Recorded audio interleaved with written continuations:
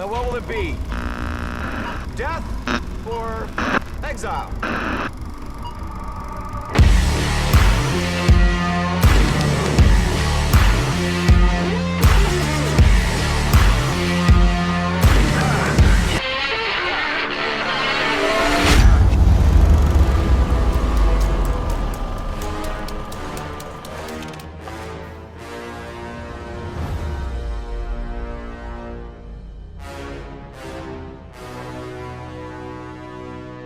Welcome, everybody, to the Film Exiles. This is episode 38, and we are reviewing Skreonk! Godzilla, King of Monsters. Yo, what the fuck was that? I'm not even asking ironically, like legit, like what the fuck was that? That's what he's Skreonk. That's what he does. That's what he does. That's his thing. So you're Godzilla now. I think I hurt someone. I basically I maimed someone through the microphone. Yeah, anyway, so that's it. You broke Gray. Good night. Anyway. Gray will have to get himself together on mute. But this is Millennial Mike, as you well know. Today I have with me Manu, and I have Gray. He's recovering in the corner somewhere. And we also have a new guest today. His name is Nate. How's it going, Nate? Good, sir. Thank you guys for having me on. I really appreciate it. Absolutely. It is a chocolate podcast with a new guest filling. Yes, sir. The cream filling. Best part of the Oreo. Oh, good. This is going to be one of those nights, isn't it? Oh, yeah. I just realized the subtext of that joke. I mean, better late than never. Hey, as far as I'm concerned, this is a double stuffed. I know it's going to be that kind of party. No, finish that thought, Gray. If you had I known, stuck my dick in the mashed potatoes. People are already turning it off, disappointed in the Godzilla review. I'm about to turn it off. What are you listening to? This is not what I signed up for. Yeah, you signed up for much worse, man. Well, this is exactly what I signed up for. Okay. All right, so let's go ahead and we're going to talk about our non-spoiler thoughts. Then I want to actually kind of switch up a little bit this time. There's been some interesting conversations happening around this film with Warner Brothers and Toby Emmerich and things like that. And I kind of just want to talk a little bit about some of that as well. We're not going to dwell too much on that. We want to get into the content. As you know, we're a very technical podcast, so we're going to get into all that, just like you always you expect us to. But it's some interesting things have come up, and I think we should kind of touch on that a little bit. But let's go ahead and get into our technical, like it was like a dirty word. I mean, it is. Words have a lot of cultural subtext, and nowadays, technical is in fact a dirty word. Okay. So is grimdark and serious and anything like that. Anyway, so Manu, since you're so eager to chime in, what are some of your initial thoughts on this film? We're talking about Godzilla Kings of Monsters, right? I mean, if you want. I mean, I'm just trying to make sure because, we've gone like really off track. But I'm going to have Gray go last, just in case. Well, I really, really enjoy Godzilla Kings of Monsters. I King think, of Monsters. Pardon me, what was that? It's King of Monsters, not Kings, plural. It's King of the Monsters. There's only We're going one to be didactic about it. Get it right. I apologize. I really apologize. So I really, really enjoyed Godzilla King of the Monsters. No, there's a the, right? There's a the. King of... Oh, it is. No, you're right. It is. Yeah, I know I'm right. All right, hey, that's a 1-for-1. Okay, go ahead, Manu. All right, cool. So I really enjoyed this film. I think that the marketing leading up to the movie was astounding. I think that they knocked it out of the park with everything. Like the trailers were great, all of the posters, just everything looked fantastic. And I was really excited to see the movie, and it did not disappoint. We got like big Godzilla action. We got Godzilla fighting against these monsters. We got Mothra, and even the cast of humans that we got were all very good. Everybody, most people brought their A game, and I thought like the technical aspects of the movie were on point. I thought Godzilla looked truly wonderful, beautiful, grand, and epic, and just like we saw in Godzilla from 2014, and again in Kong Skull Island.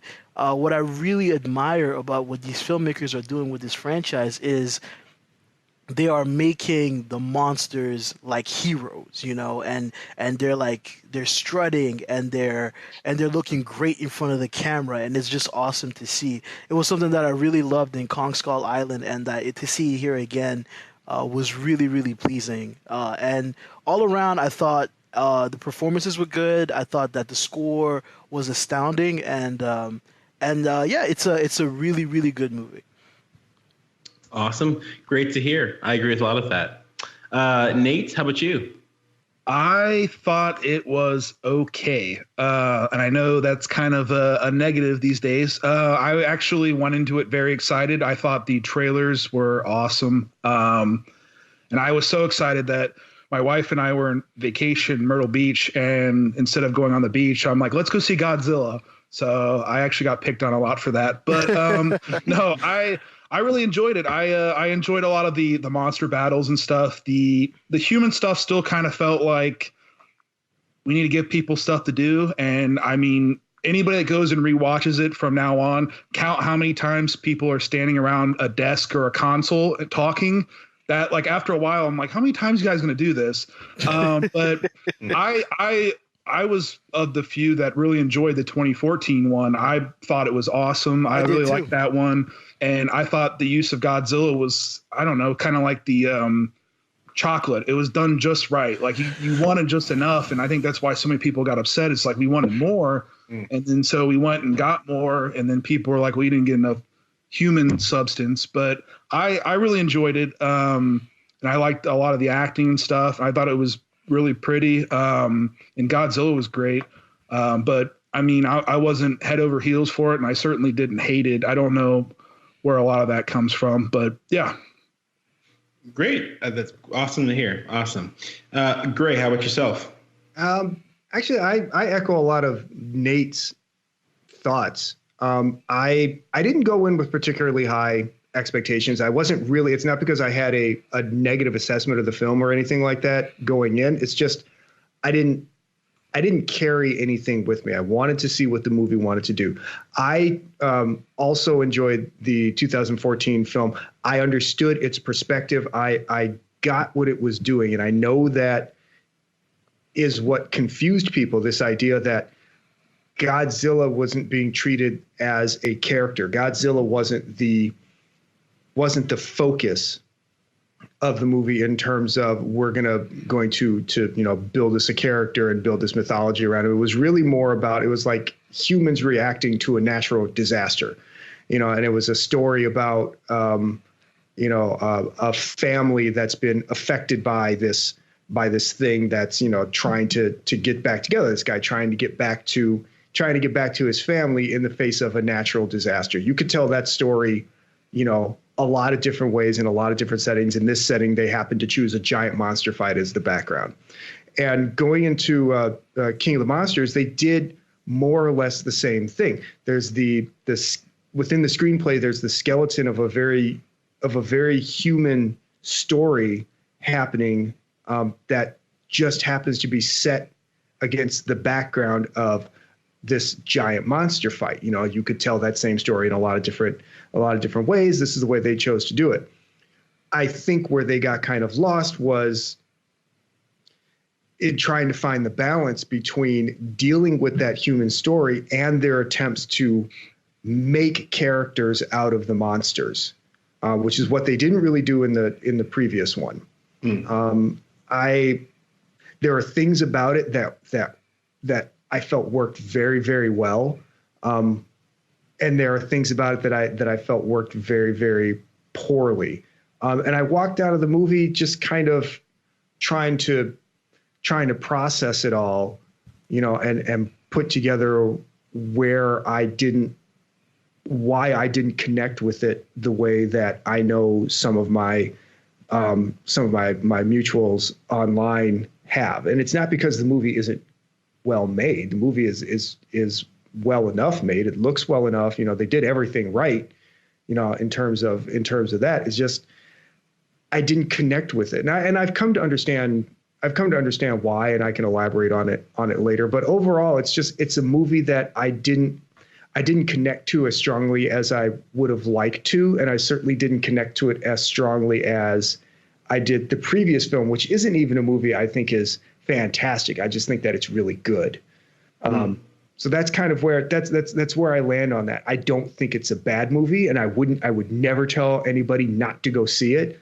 It just didn't resonate with me as much as I had hoped it would. All right. I can appreciate that. Yeah, absolutely. Both of you, actually. From both of you. So with all that said, and I agree with a lot of what you guys have said, I think that, when going in, and we'll talk about this a little bit more, I guess, in the reception and things like that.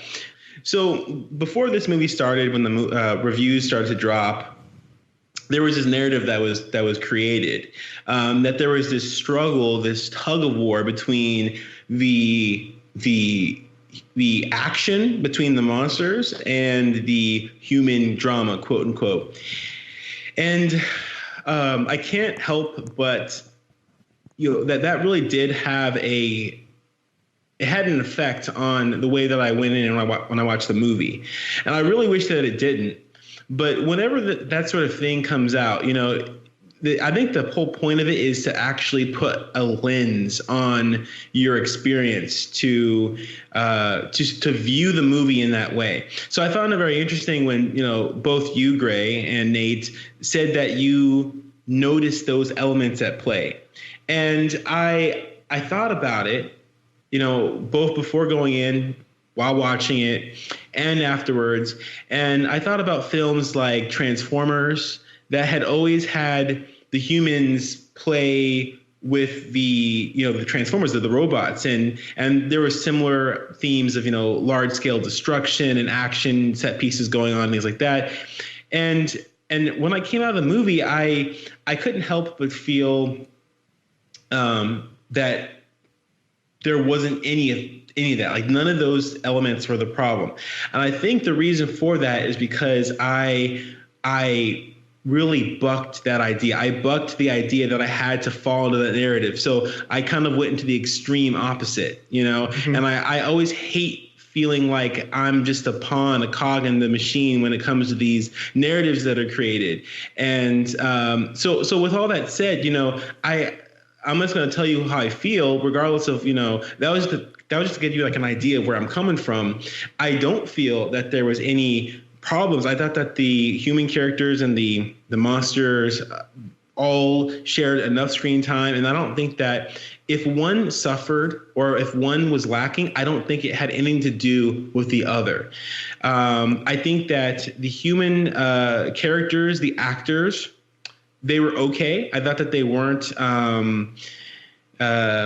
maybe as good as they could have been. And I think that some of the human characters didn't really have a purpose. I think Rodan didn't really have a purpose. I don't think that Mothra really even had a purpose necessarily. I think that Godzilla had some interesting narrative themes and things like that going on with him. And I think even Ghidorah also had some interesting themes as well going on with his character. But I think that the other two monsters were basically there as just like extra like fluff, candy. And I was all there for it. Like, that's the reason why I'm here, So all in all, with all that said, I really can't identify with this idea that, when you have these large scale monsters that, unless they're acting as characters within themselves, there's this sort of thematic struggle going on. I don't think that has to be the case. I think the reason why maybe with the Transformers films, it's a little bit more of an issue is because the Transformers are literally characters. And that's where the difference is. But those are my thoughts. I mean, like I said, I think that maybe the truth lies a little bit maybe closer to the opposite direction. And I'm kind of just, retaliating. But those are my thoughts.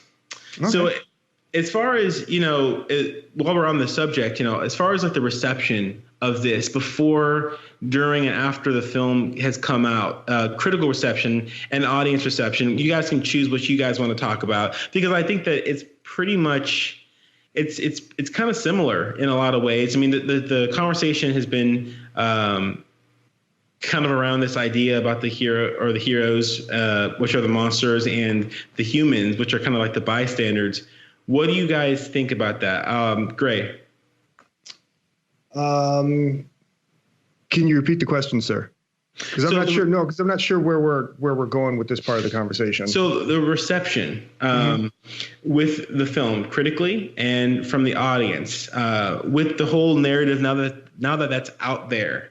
Mm-hmm. And people have actually watched the film, because we've seen with this film, with other films, there being a steep difference with the reception. What are your thoughts on that? Like, do you think that this played well to the film? Do you think it's helped it? Do you think it's gone against it? What are your general thoughts on that?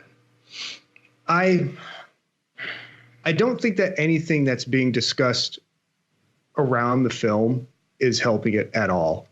I don't think it's helping it build a mystique. I don't think it's helping it get to the point where it's going to have a build a mystique. Yeah.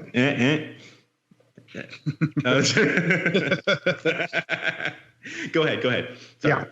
So, no, because you get to that thing where there's some commentary that starts floating around about a movie, and because of that, there's a reaction where a group of people will then adopt the film, and it'll become their cause, and it'll have this kind of like groundswell, like where a few years it'll be this little forgotten gem that somebody takes out every now and then. Their little like ring of power they'll take out, and they'll shine it up and show it off and everything, and talk about the precious, and then put it away again for a couple of years.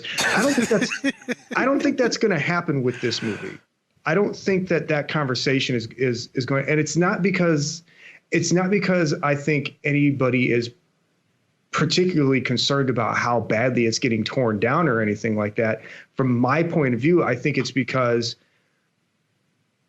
the commentary is hyperbolic and it's extreme, but there's enough of a nugget of truth in it to where there isn't going to be a counter narrative that can really combat it. Mm. I don't think that the movie, it would be one thing if the commentary was, or if it doesn't do enough with its human characters, but the movie was like just absolutely badass in terms of like, the monster fight part of it. And everybody could go, oh, well, yeah, well, it's not about that anyways. It's really more about the monster fights, and the monster fights are just fucking awesome, because I don't particularly feel that the monster fights are fucking awesome. So there isn't that kind of counterbalancing force where people can find something. There's nothing satirical about it. There's nothing ironic about it. There's nothing that people are going to be able to grab onto and say, oh, no, but it's this other thing that makes it like really super cool. And that's what you're missing. That's what you didn't get the first time around. So I don't think that's going to happen here. I don't think that the movie is going to end up on like, anybody's, Razzie list or anything like that. It's not going to be like, the number one Razzie movie of the year or anything. I think what's going to happen is it's just going to fade safely into obscurity. It'll pop up on cable. I think it'll become a bigger hit on, TNT and, Cinemax than it was in the theaters. Mm. I think it'll be something that'll be comfortable enough for people to put on if they don't have to think about it too much. But I really don't think it's being the kind of movie that anybody's going to go out of their way to see, or the majority of people are going to go out of their way to see again. And it won't be something that's going to get brought up in like 2 years where people say, hey, remember this movie? These are all the cool things about it that you missed. Yeah. I don't think that's going to happen. So Nate, how about your thoughts? I mean, I'm in the same field. I think this one felt entirely reactionary to the 2014 Godzilla. I mean, there was 6 minutes of time, and like Gray said, I love the way they treated Godzilla in 2014, where he's kind of mysterious. It was kind of people, dealing with this natural disaster. It just so happened to be this skyscraper tall person. And like I talked to Manu about, it feels like what I could call Superman syndrome, where they have this godlike character, but they don't really they know how to use him, but they don't know how to make people happy using him. And so, Superman and Superman Returns, they told this character story about Superman Returns and used the MacGuffin that was his son to explain Superman. And then, we go on Man of Steel, and sure, there's character development, all that. But people didn't like that Superman Returns didn't have all this action. So here's a shitload of action. Here's shit blowing up. And people are like, wait a minute. No, that's not what I want. And Godzilla is kind of like the same thing. 2014, we had, 5-6 minutes of him. We had all this people interaction, which I don't think was quality people interaction. It was fine, or character interaction. And then, the new one, it's kind of the same thing where, people complain we didn't have enough Godzilla, so here's an assload of Godzilla. Here's a ton of Godzilla. Literally multiple tons of Godzilla. Multiple tons of Godzilla. And the thing is I'm kind of over seeing the, the Roland Emmerich family thing. I mean, how many times have we seen the fallen apart family in the, Roland Emmerich 2012 disaster movies? We've seen that over and over again. So, we lost a child and we're falling apart and we don't want to be together with each other, but we still really love each other. And it's like, okay, that's fine, but we've seen that before. But, ultimately we're there for Godzilla. And I think for the most part that delivered for majority of what people wanted to see it for. And that's, seeing a movie and sitting down and going over and over analyzing it, and then have to sit back and think, this is a movie about a giant monster. Maybe I'm putting too much thought into this, and maybe some of us are putting too much thought into this, and we're just supposed to kind of. You're on the Exiles, buddy. Shut up. You're in the wrong place for that. Throw some popcorn in your mouth and just take it in. But at the same time, like you guys said, it's hard to turn that off in your brain. Where you're kind of like that part doesn't make any sense. And for the main character, the wife, Vera Farmiga's character, it's like, I absolutely understand, you lost your kid, but you kind of lose me when you're wanting to destroy millions of people to save billions. It just kind of, I don't know, it just didn't grab me. But yeah, I mean, I'll rant for days. So yeah. Manu, your turn. One thing that I really like about doing this podcast is getting to talk to people that I like to think are smarter than I am about these things. So are you having a good time or are you having a bad time? I'm having a great time. Just listening to Gray and Nate's thoughts on it, and it's making me rethink. No, it's because you and I agreed, Mike. I knew get the whiteboard out. No, it's because you and I agreed. No. What I meant is, listening to them, it's making me reevaluate the movie that was put in front of me, and I will agree with a lot of the issues and the things that they're putting forth. I think that they are head on right about it. I did enjoy the movie. I don't think that that's going to take anything away from that. I do think I did enjoy the monster action more than Gray did. And I think that I liked it enough that it made me not think about all of the issues that were going on with Vera Farmiga. Did I pronounce that right? I'm sure I have no idea. I'm sure I butchered it. Vera Farmiga. Vera, we are so sorry. Your name is going to get pronounced 9 different ways. Watching, and you assholes, you can't even say my name. Watch it be like Farmiga or something like that. I know. Your name is going to get pronounced 9 different ways. None of them are going to be correct. I am so sorry. But to be in all honesty, the reception that the movie has gotten has surprised me. I feel that, like Nate said, they went out of their way to fix all of the issues that people had with the one from 2014, right? And they gave people exactly what they asked for. They gave them a more straightforward story. They gave them more Godzilla. They gave them. I even think that there's, like Nate said earlier, the people talking around conference tables. I think that there's less here than there typically are in Godzilla movies, because in every Godzilla movie I've ever seen, there's always a group of people sitting around the table trying to figure out. Even Shin Godzilla, which is all conference table. Yeah, Shin Godzilla. But that was part of the kind of weird, satirical aspect of that movie, though. Shin Godzilla is awesome, cool. For the record. So they had some really crazy shots of that conference table too. I mean, they had like shots from every angle. Yes, because they're like, yo, we're on the conference table. Let's make it look. It's a wonder they didn't put a Microsoft Surface on it or something. That's for the sequel, Nate. Skype, guys. That's for the sequel, Nate. Right, there you go. But anyways, the reaction that the movie has garnered from critics and from general audiences has surprised me, because I feel like this is the type of movie that people have been claiming for, right? Like, it's has moments of lightness, you know, it has those bad jokes in there. Was it Rick? Oh, Rick Stanton, that sleepy piece of garbage. It has the humor to like kind of like, you know, not let things get too serious. It has a lot of action. The plot is easy to follow. I think that there are some themes and some Christian imagery, but I don't think that the movie dives too deeply into these things. So I've been very so deep. Pardon me? That stupid faux deep Michael Daughtry, that nihilist. No, I don't think it's so deep. I don't think it's so deep. I think I'm just making. Okay. No, I think that like, you know, the movie doesn't like, you know, like stray away from what it's trying to do to like, you know, get into these things. So I don't really understand what most people's issues are with the film. You know, like people like Nate and Gray who you know who prefer more you know, like the rest of us as well, who prefer. They're douchebags. Yeah.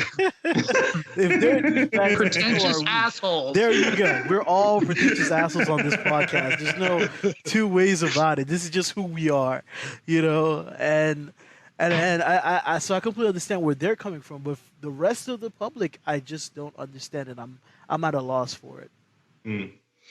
I agree once again with all of you guys. Actually, you know, I think it was a really interesting point that you guys, that Nate specifically brought up. I'm sorry, Mike, to cut you off, but Nate, I really like that Roland Emmerich cut. That was a good one. Yeah, that was a good one. Yeah, he's probably not going to hire me for any of his movies anytime soon. I mean, he probably wouldn't have before, but at least now you know.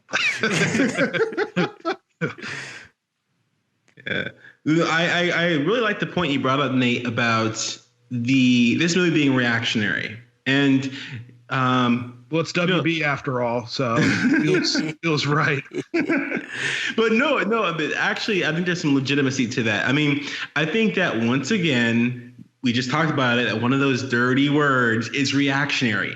Reshoots, dark. I mean, all these different words that are just so loaded. I mean, they could skew one way or the other, but they're just so loaded. Yeah, I mean, let's be real, man. This movie's dark as fuck, man. Like, like the whole movie takes place at night with neon lights. That's the whole movie. Yeah. It's dark. The most scene I've ever seen in my entire life. With what? Say that again? I would like to offer up a little movie called Pacific Rim that did the same thing, That's and true. it was fucking awesome. Pacific Rim is fucking awesome. Pacific Rim is a gem for sure. Oh yeah, and with all that said, I mean, it's just that reactionary isn't always bad. I mean, like you said, and I've thought of this before, and the thoughts crossed my mind before, but I guess it just hasn't really hit. And now that I have something to compare it to, it makes a lot of sense. But you know, Man of Steel was reactionary. I mean, you have to. You know, there's always an impetus for making a decision or going in a certain direction, you know, and whenever you're doing one thing, you have to try, and you're going to switch directions. You are obviously going to take that in consideration when you're making the next. You're either going to do something like that again, or you're going to do something a little bit less like that. So that way, you know, you're moving away from the baggage that had, and that makes plenty of sense. The last movie was very, you know, Godzilla was a very enigmatic character, and even in this one, I think that he's very much so. But just the way that he looks, not so much, you know, I guess his actual presence, or how often he's on the screen, or how often he's, you know, I guess the action of the film, and I think that reactionary, you know, nature of the film doesn't hurt it for me necessarily, but I think that a lot of people who watched the film, who were excited for it, And because we've been talking about kind of people who weren't excited for it, or I guess they were kind of skeptical. But I found that a lot of people who were excited for this film went into the film and came out disappointed, or maybe less satisfied, like you and Gray were, because they noticed that this film maybe was made with that agenda in mind, to be different from the last one. And in my mind, I thought, well, if you're going to have this, this Godzilla King of Monsters, I mean, I'm trying to imagine having 4 monsters in the same film, kind of dodging each other the whole film, and not really, causing this mass destruction. Like how is that possible? I mean, was this film always going to be this way? Wait, was it going to be? Sorry to cut you off. Were people complaining about the destruction in the movie? Well, people were complaining about it being a dark film, both in like its dramatic, dreary kind of nature, and the destruction, not so much, but just kind of like I guess you could say the gravity of the situation. They kind of felt like it wasn't light enough, Okay. But so, yeah, I mean, I think that's a very interesting thought, and I'm happy that you brought it up, because it really kind of, once again, like Manu said, opens my eyes. It kind of gives me another view on this. Well, the movie, the movie's obviously not making, the money that it was expected to. It's probably going to make its money back, but how much more to call for a sequel? I mean, time will tell. There's news about, possibly changing the direction of the next one to also course correct again. And with what we know about Warner Bros. And their other properties, it makes a lot of sense. So your guys' points really did a lot to add to mine. I appreciate that. So we can get into the cast a little bit here. There's a lot of characters, actually, but there's only really a few that I think had a big impact on the story, aside from, the monsters. So we can maybe first talk about the cast, since that was kind of what we're segueing from, the whole human drama thing. And then we'll talk about, after that, the monsters as a separate part, because they're kind of a character within themselves. Gray, how would you go? What did you think about the any of these cast members? Who was your favorite? Any particular ones you wanted to talk about? I just want to know, at what point in the conversation did somebody say, who we should get to anchor the human drama of this film?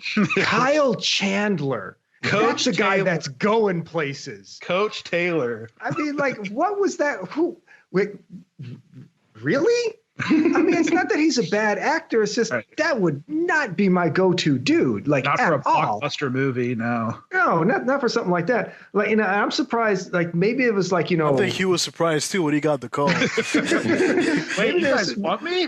Maybe there was some sort of like universal balancing element. Like, we got Vera Farmiga, something's gonna go wrong, and then like 99 of the guys that they had on the list before Kyle Chandler, like, all dropped dead of tuberculosis or something. And it was like, this is the only guy that's left. He said he'd do it. Are you sure you got the right Kyle? He'll work for Craft Services. The guy's living out of his truck. He'll be fine. So, I mean, good Lord. Bradley Whitford. I love Bradley Whitford. I really wish he hadn't been in this movie. We already had Thomas Middleditch. We did not need 2 sarcastic dudes. Oh, thank you. Okay, it was overkill, and he was a character that felt wasn't like even funny. He felt like he was in a different movie. Yeah. He was coming from I think the movie that somebody at Warner Brothers would have preferred they would have made. I like the idea of some of the returning characters like Ken Watanabe and Sally Hawkins. I felt like their characters as the continuity characters really should have had more of a kind of an anchoring feeling for the movie. And you could tell what kind of reverence they had for that with the way they fucking knocked her off. Like Sally. Yeah. It was like, I mean, talk about just a completely unceremonious way of of eliminating a character. No, she wasn't an important character, but sometimes it's the unimportant characters that keep popping up that create a feeling of consistency. You know, and she was part of that. You know, she was in the previous one. She was here for this one. You know, if you're going to do something like that, give it some meaning, give it some weight. You know, have it do something for the film. You know, it's just like it's like running across. It's like, how many licks does it take to get to the bottom of Dr. Vivian Graham? Well, apparently it takes one fucking Ghidorah chomp and she's gone. I don't even think did they show her actually No, dying? she just the head came down and she just vanished. Yeah, and then we saw it on the screen that she was gone. I think that's Yeah. how they told you. Yeah, I remember that. Well, they use that sort of like bio Yeah. sensor thing that can basically tell your biosigns from like some sort of machinery. Yeah. Yeah. You know, but and then it the felt score like, got sad at that point. yeah, but it felt like, you know, they had like everything that they did, like, you know, was basically like moving out characters to bring in replacement characters. Sally Hawkins is gone. Ziyi Zhang comes in to fill that spot. Ken Watanabe is gone. Kyle Chandler comes in to fill that spot. You know, it was just rotating out actors that are basically going to perform the same functions. Yeah. You know, yeah. and that was kind of that's kind of weird. They could literally have hired anybody else other than Charles Dance. It wouldn't have made any difference. I know they hired him because they felt that he would bring that character a certain sense of weight, but you can't bring it's very, very difficult to bring weight to an empty plastic bag. Oh, that character was nothing there. Oh, you thought that's why they did it? Oh, absolutely. Oh, I thought it was because he's on Game of Thrones. Game of Thrones is so successful. Let's just bring him on there. No, I think they did it because they were like, this is a guy who's going to add some gravitas to this villain character. He performed so well, and he was wasted. Oh yeah, absolutely. Millie Bobby Brown made a big deal about her being in this movie.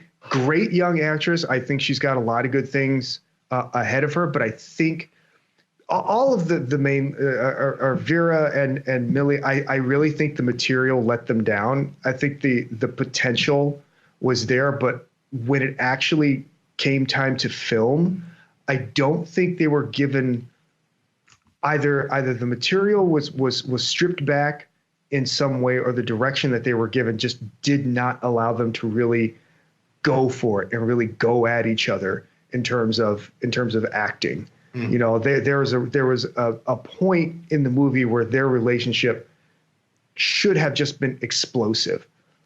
And there was just nothing there. Sure. You know, I feel like with the exception of Bradley Whitford. Bradley, I love you. I really could have done without you in this movie, or at the very least, I could have done without him in what feels like Michael Dougherty just saying, "Here, just do whatever you want." Right. Because that's kind of what it felt like. You know, there's a really good, strong cast of actors that were basically not given anything real to do. You know, none of the characters felt like they were. This is kind of like my biggest beef with the movie is none of the people felt like they were sincerely existing in a world where these incredible things were happening. Everybody was just kind of all, oh my God, there's that thing. Well, I guess we're going to go do the job now. You know, everybody kind of had this kind of halfway robotic way of approaching everything. You know, I mean, especially when you see, spoiler alert, people, get over yourselves. When you know Kyle Chandler, when Kyle Chandler's character sees his wife, sees Vera Farmiga, you know, pick up the detonator that's going to release Ghidorah. And you're like, oh, good, now she's going to escape and everything. And instead she backs up and she blows the thing. Like, his reaction was kind of like, ugh. Yeah.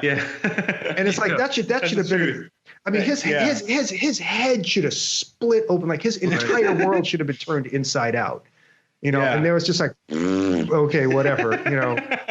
So, I mean, it kind of, that wasn't a sound effect, people. That was actually great doing that. Yeah, that was brilliant. You know, so it's some kind good of sound design going on here. you have this good, strong cast of actors. Bradley Whitford aside, sorry, Brad. You know, aside, you know, you have this good cast of actors, and you're not giving them anything to do. You know, you're just letting them Speaking wander of not around. anyone anything to do, how about Nate? Nate, get to talk. I'm sorry. I'm real passionate about this. He's a great podcaster, I'm sure. You know. No, I mean, it's hard when you're pretty much everything that I want to say is being said. But I mean, I'm the same way. I think I'm kind of confused why we can't just have a Godzilla movie with like 2 or 3 characters. You know, and we kind of 2014 was kind of like that. You know, you had Bryan Cranston's family, but you know, you look at the IMDb list, and this one's like 3 times as long as the other one. It's the same reason we can't have a Transformers movies without any human characters. Exactly, and I'm completely fine with characters, but it's like we didn't need 32 of them. You know, we didn't need, you know, and I like Bradley Whitford. He's in one of my all-time underappreciated shows, Studio 60. He's a great actor. Yes. And he's like, it's like, Brad, the camera's on you. Just say some funny shit. And he's just like, like it's kind of what it felt like. It was terrible. And I mean, Couch Handler, God love him, but you know that's a casualty of hey, all of our budgets going to CGI, and we can't afford Brad Pitt. So how about this guy? Like that's kind of how it would have been. So you think it was Brad Pitt and then Couch Handler? No. There's probably an A-list actor. Like I wouldn't even be surprised if Millie made more money than Couch Handler did. That's messed up, man. Millie did a better job. That's than messed Kyle. up. Couch Handler is the greatest coach in TV history. And he's a you good show actor. that man some respect. He's a good actor, but I don't think tentpole summer blockbuster, his face on a poster, and I walk by and I'm like, I got to see that movie now. If like, I see his face on the poster, I think Clear Highs, Full Hearts can't lose. And the one character that I actually did really enjoy from the 2014 one was Ken Watanabe.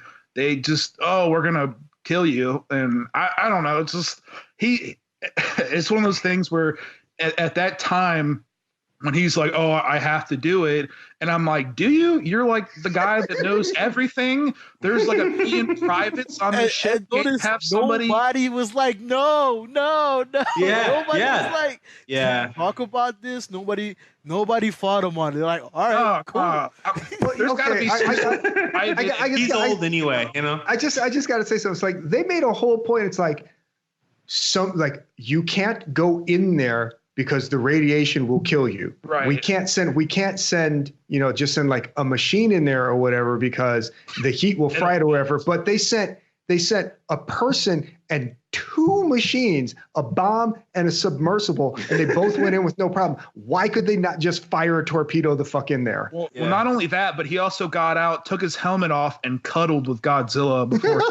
And I'm like, you're talking about so much radiation that it can power a skyscraper-sized monster. That dude would be like plastic, like just melting in a microwave or something. Like, and I was just like, the entire time it's supposed to be this emotional moment because he's always had this attachment to Godzilla. But I'm just like, they couldn't have sent like some like 20-year-old kid in there that didn't have like a wife or something, like some private or something, some kid that was dedicated to the military. This guy is so important. Yeah. And they're just like, nah, it's fine. Like the camera's panning around the bridge, and just focuses on a guy wearing a red shirt. Like during that moment, I was really surprised. Like, you know, you didn't see like the glass on. I don't think the glass on his faceplate broke, or you know his skin wasn't bubbling, his eyes weren't red. Like they didn't even like do anything to make it. I'm pretty sure he could have set that bomb and swum out. Yeah, really, he was completely like you know he wasn't falling apart at the seams. He was like still a little more fatigued. Emotional if he was, where he like the helmet was cracking and he's like, screw it, I gotta take it off. And you see his face is melting, his hands are melting. Yeah. Like, oh wow, that's something where it looks like do that. This, you know, and that actually do it. That feeds into something that I'm probably going to get into later, though. But you know why they didn't do that. There's a very viable reason why they didn't do that. Like, death by radiation is one of the worst things ever. Like, there was no way they're gonna show that on screen.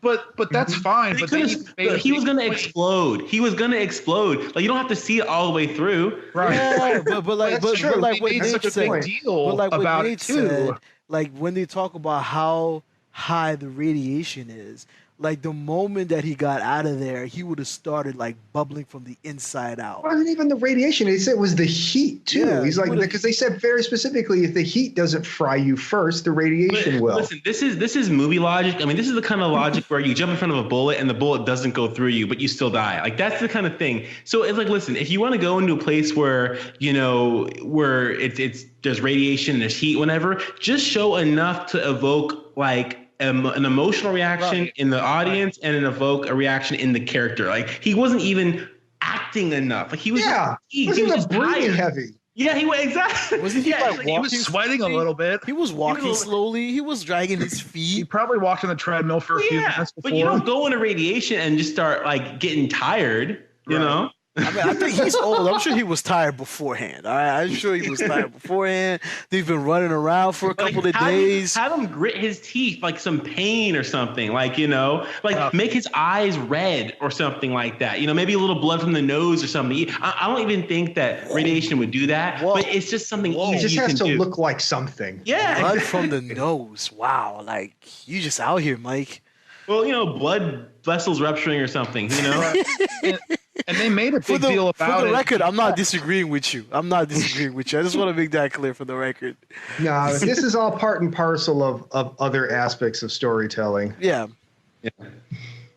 So how about you, Manu? Since we're, I guess you kind of talked, but I mean, Nate wasn't finished. Any other thoughts? Nate wasn't finished. Want to go, Nate, or no? I mean, I think they missed a moment they made such a big deal about, hey, there's so much radiation, it's destroying these ships and stuff. And, obviously you don't want to see this guy like melt, and become glue or whatever. But I just feel like they missed a moment with the character that, was such a big part of the first one. And while we're here, I'm sorry, I'm going to interrupt. I want to pull a Manu here. But while we're here, let's just also like just drop this too, because the same freaking thing happened with Mothra. Like it was so anticlimactic. Like she turned in. Like why did they do this? Why? Like they killed 3 characters in here, 4 characters. And I don't remember. We came in liking this movie, right, Mike? I think you forgot halfway through the plot that you liked this movie. Well, there were so many things that frustrated me, But at the end of the day, listen. At the end of the day, it was legit though. I came there for the monster battle and I got it, and that's why I'm happy. Like, look, I think we can not hyperbole. It's like that's real. I think we can all agree that it was really, really important, and we're all very happy that O'Shea Jackson Jr.'s unnamed army guy number 4 made it all the way through the movie. Yeah, I mean, that's what really matters, right? I'm really happy. I'm really happy. That's my dude, man. Hey, he's gonna be in Godzilla versus Kong. He better be. He's the MVP. He better be. He's like one of the only 3 army guys that survived. He'll do a better job than Chandler. Poor Chandler. Yo, leave Kyle Chandler alone, man. His lawyer's going to be like, all right, make these guys disappear. Well, what's going to happen is Millie Bobby Brown's going to come walking into a room. She's going to go, "Where's my dad?" And Jackson's going to turn around. "I'm your daddy now." And that's going to, no one's going to care from that point on. Machine? It's like, hey, look at me. I am the captain now.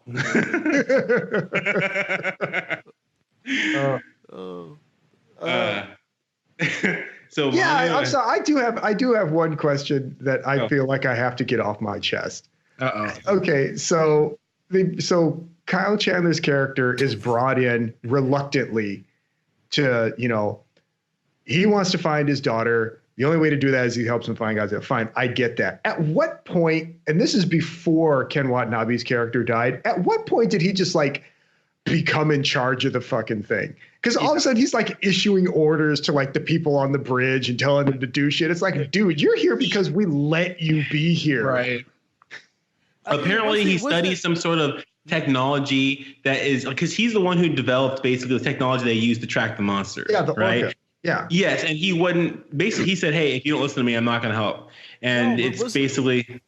Sorry, Mike. Go ahead. No, yeah, it's basically what are you going to do? We have to have him. They were, and once he proved that he was able to do a decent enough job, they kind of just let him, do his thing. Yeah, I hang out with wolves all day. I hope you find your giant amphibious nuclear lizard. That seems like it's completely relatable. Honestly though, I really actually do like that iconography when they flashed to him and he was, I didn't know what he was actually doing or the whole orca thing. I honestly didn't care at that moment, but that whole predatory kind of scene where he was in the grass, kind of just a few feet away from these wolves, just ripping it.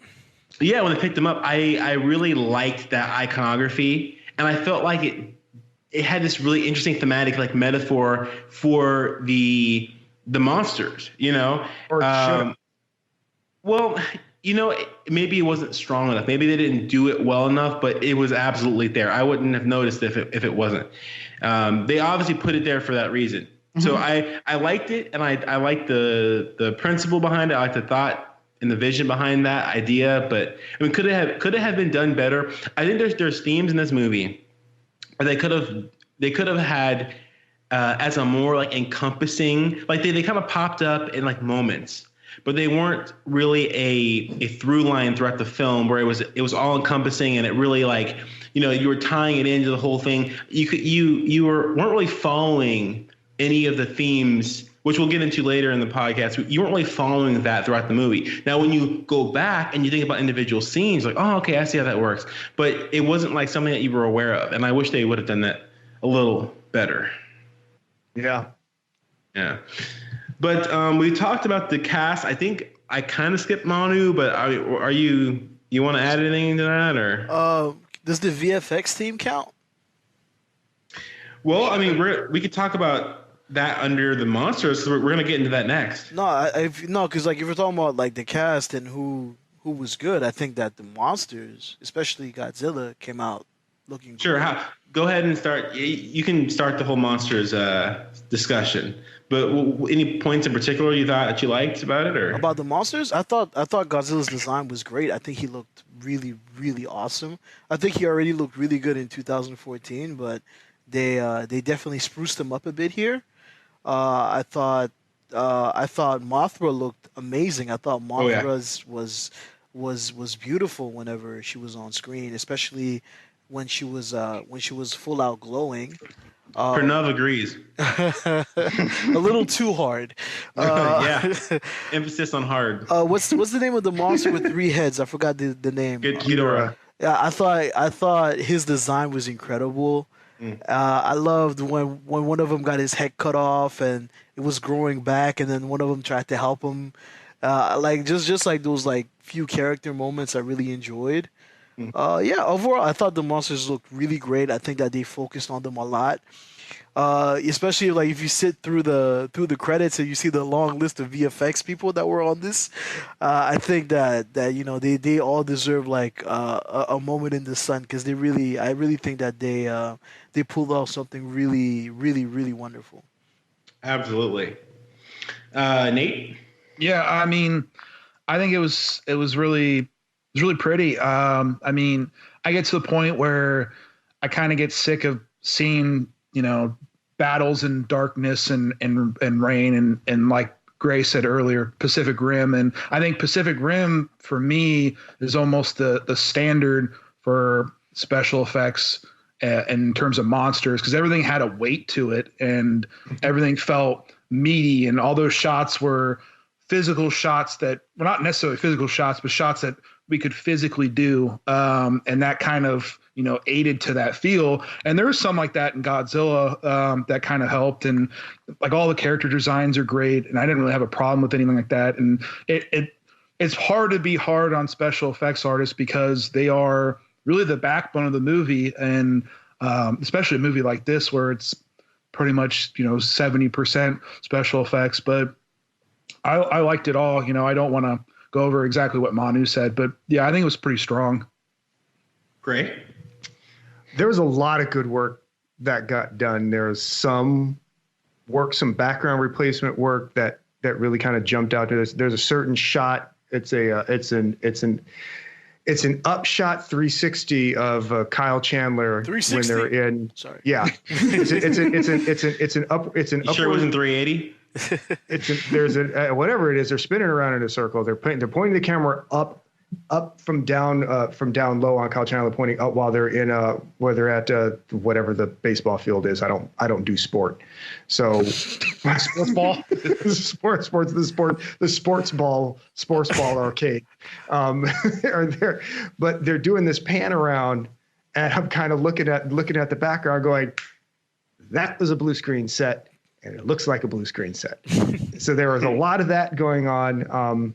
But for the most part, in terms of the actual animation of everything, I thought it was great. The designs of all the monsters, with the exception, I don't know much about the characters outside of this movie. I'm not a kaiju person. I know of them. I don't know them. So just looking at them, just based on what's in this movie and not as a comparison, the only one that I did not dig was Rodan. Oh, Same, no. same. And Rodan was my favorite part. Oh.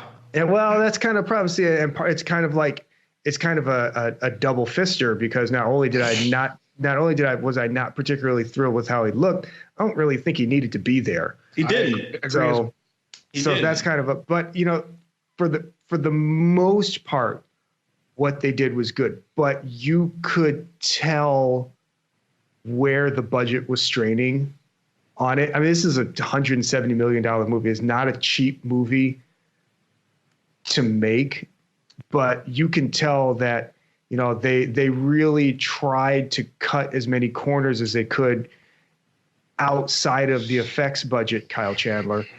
So they made sure they had enough money to get the effects done. And they did a really good job for the most part, but there's a couple of shots there where they had to have gone, it's good enough for as long as it's going to be on screen.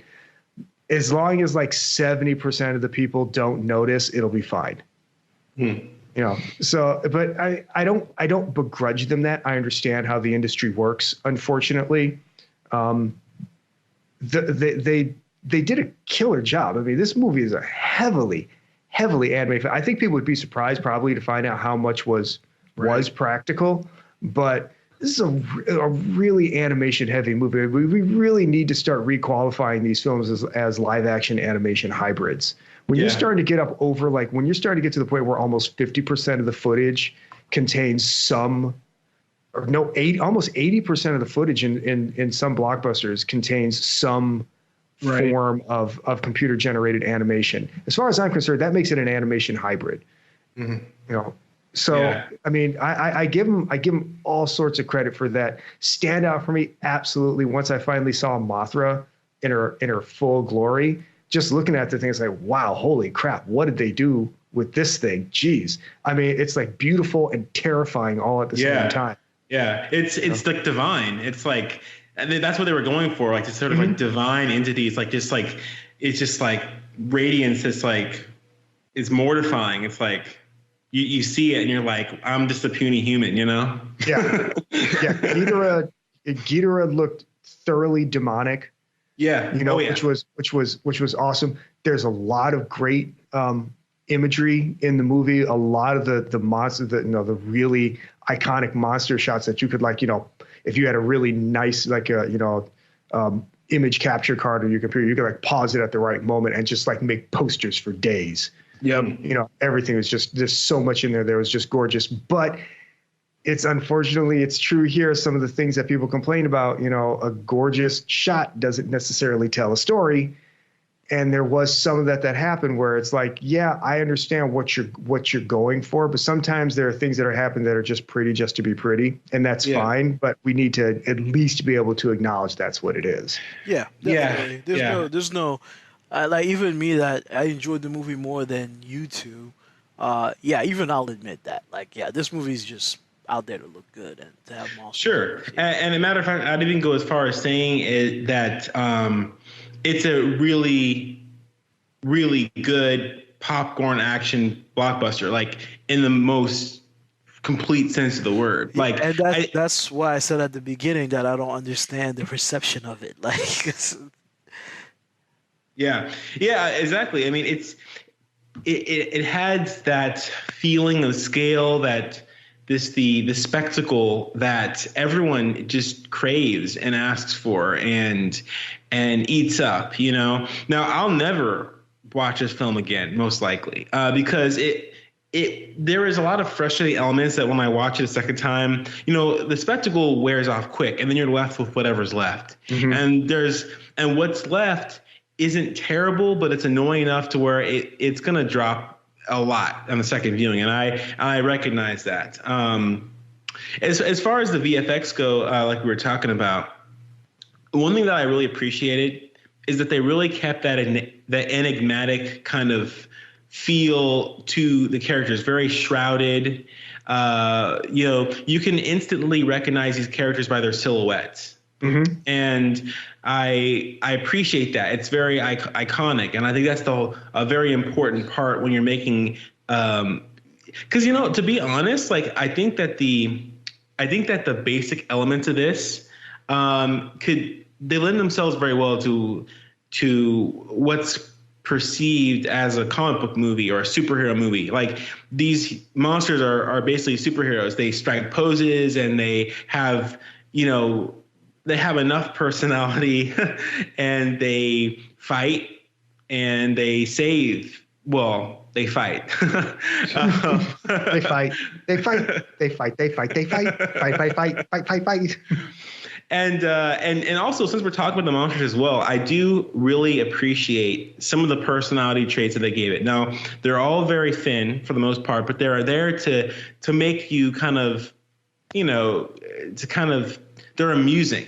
You know, like when Ghidorah lost his head came back, and the other two heads are kind of checking up on him, and they're kind of like, you know, nipping at each other's noses and like doing this little thing. It's kind of funny. It's like they're brothers that are always together, and they're kind of growing like annoyed at each other. You know? Yeah. So I really liked that. I also liked how they really treated these characters like animals. Because they had their own different ways of marking their territory and posturing and presenting their dominance. When Godzilla and Ghidorah first met up, Ghidorah like spread, you know, his wings, you know, full wingspan open and kind of postured his legs open to kind of make himself look larger. You know, Ghidorah or Godzilla always, you know, does his roar to kind of, you know, as an intimidation. It's funny because when Godzilla roars, it's just very like low pitch, very like that scream that we all know. And then Ghidorah has this very like high pitch kind of, you know, demonic shrill, you know, but I just love the way that they kind of really make those characters. Later on, you know, Rodan kind of has, you know, his mannerisms. I liked Mothra's when Godzilla was down. Mothra kind of did this thing where moths and butterflies, they spread their wings and kind of show the eyes on their wings to like scare off birds and things like that. And Mothra got on top of Godzilla and then like did that kind of scare posturing tactic. Godzilla, when he was coming after the underground layer they had, did that like pulsating thing with his scales, and it offered a really cool opportunity for like cinematics with the light and the shadow as he drew closer.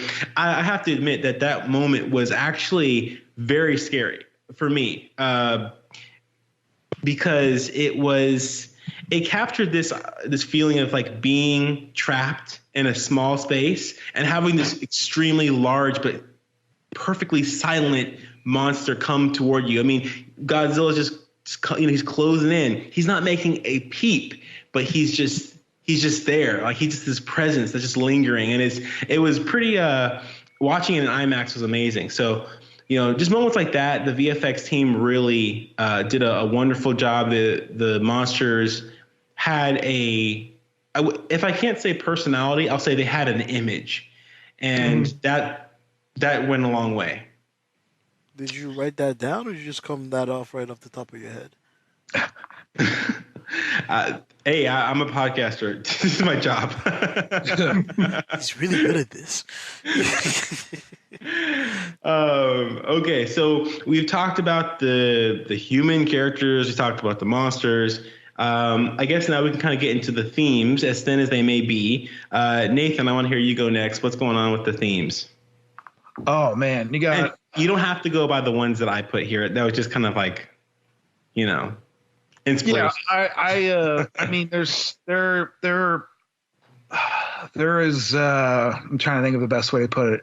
They're as on the nose as you can get, and I mean, obviously, it's kind of the point. I think I like all the god imagery, and all that between obviously the monsters and Godzilla without, obviously having God in there and all that. But I was kind of annoyed, bothered by the kind of shoehorned in Vera Farmiga's, we need to destroy the world to rebuild it kind of thing. I felt like that was a little unnecessary and forced for what was going on.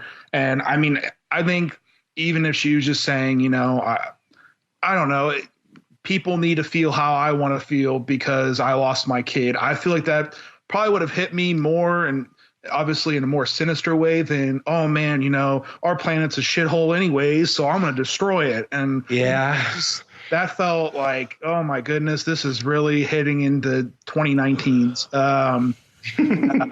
It just felt unnecessary. But yeah, I mean, I liked, that there had to be a king, there had to be somebody, and that's the food chain. That's how we all, live. There's always a boss. You always answer to somebody. And I thought that was kind of cool that there was one king to them all. And that was kind of sweet. But I think I was mostly annoyed by that shoehorn speech that was a little unnecessary. But yeah.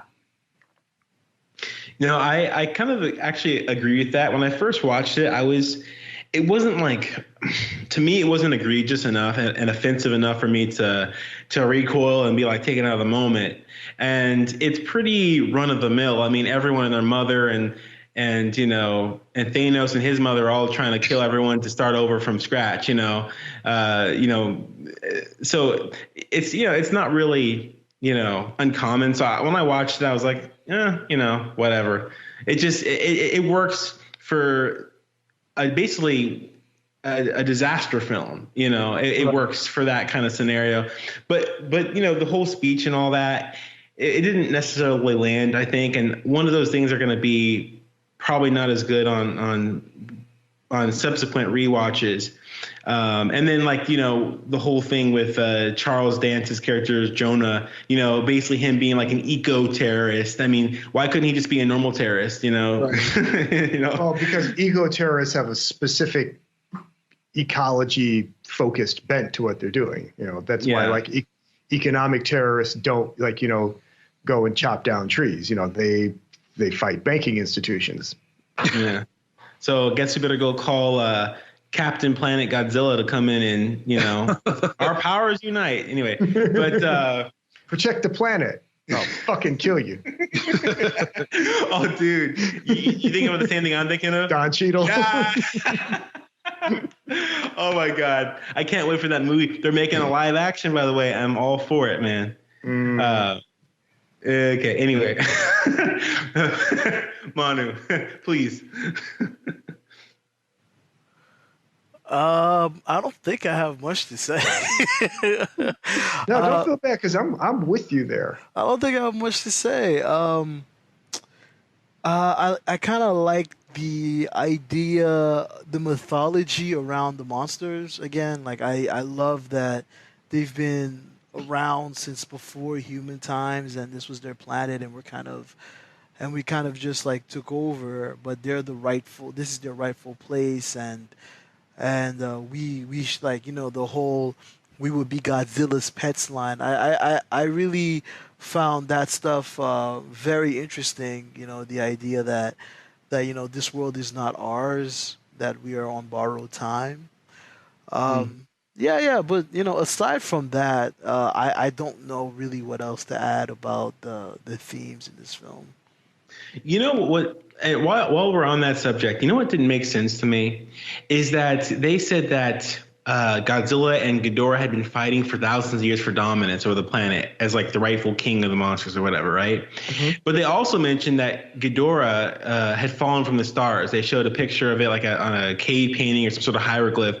Yeah. And it also falls in line with some other themes about Ghidorah. Like Michael Daughtry actually came out on Twitter and he posted a script from the Bible. Basically, he's talking about him being the dragon cast down to the abyss. Basically, he's Satan, right? He's Beelzebub, Satan, Lucifer. And then like the whole like, false god, fiery like imagery with the cross and all that, they're basically kind of pitching him as like basically like Satan, right? Yeah. So he falls down and he's an alien, because in the original Godzilla lore, he is actually an alien.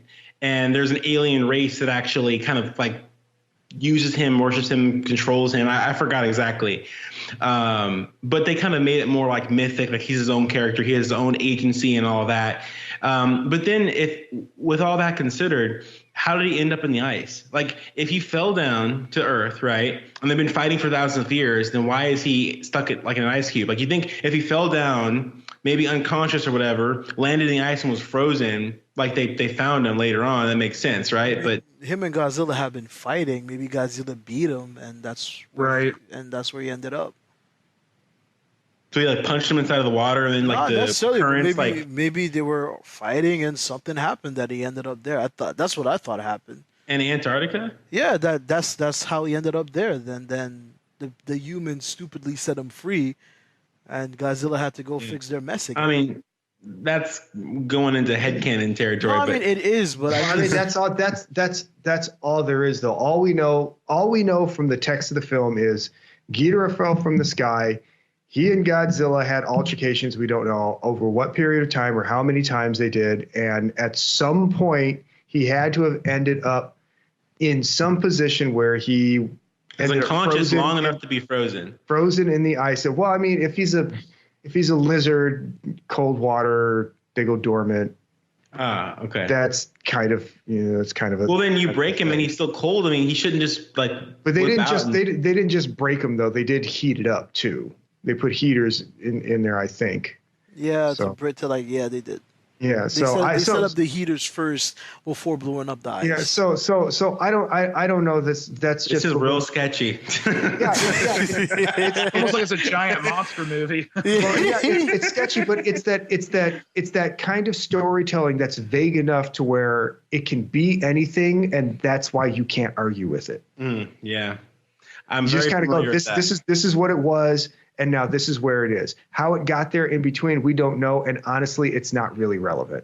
Right. It's not really important. It's a leap in logic for you just to be like, okay, there's this giant monster. It's going to be nice. Like I hadn't even thought about it until you said it, Mike. Like for me, it was just, they must have fought. And then at one point Godzilla won and he just ended up there. Like that's just what I thought. It's caught in the Ice Age. It happens to the best of us. It reminds me to Megatron as well. It reminds me of my wife and I just watched The Prestige, and it kind of remedies to what you're saying. And at the end of the movie, my wife's like, so when he goes in the Tesla device, does his memories and stuff come with him? How does that work? And I'm like, that's not the point at all. Like, and she said it, and I was like, shit, that's a good point. It does. I'm like, it doesn't matter. Like, that's not the point of what it's making. And not to step on the beautiful movie that is The Prestige and comparing it to a giant Godzilla movie, but that's kind of how that's what you did. I just thought the machine made an exact copy. An exact copy means exact copy. Right. And it wasn't one of those things to be in depth and in detail. It was the emotional resonance, like most of Nolan's movies. You just kind of take that leap and go with it. I mean, at least it's not anything as silly as a reflected transporter beam creating a second Commander Riker on the surface of a planet. Yeah, that's a little goofy. Yeah.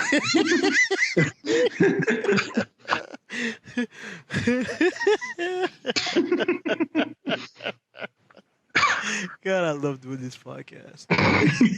I'm really glad we came out of our hibernation. I love doing this. So as far as the themes go, yeah, like I mentioned, they're pretty thin. I like some of the iconography with the wolves, kind of gang up on the whatever that game was, and then Kyle Chandler's character, kind of watching from afar, tweaking his little orca, machine, whatever. But it was just kind of no, he was recording them and taking pictures. He was a wildlife photographer at that point. He had given up on anything that had to do with the orca. He said they destroyed the prototype. He wasn't. Well, he was recording them, but stuff. I remember seeing some sort of like audio device of some kind. A tape recorder.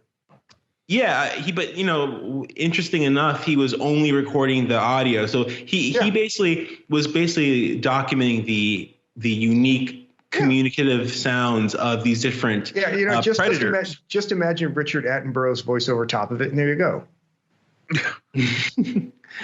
But it's so I like that iconography. I like that image. Also, I also found it interesting too how his character, which now that I think about, was kind of annoying because I never really got a grasp on what his stake in the game was really, and why he decided to really change. He had a few staring contests with a big lizard, and he's like, okay, I better listen to him.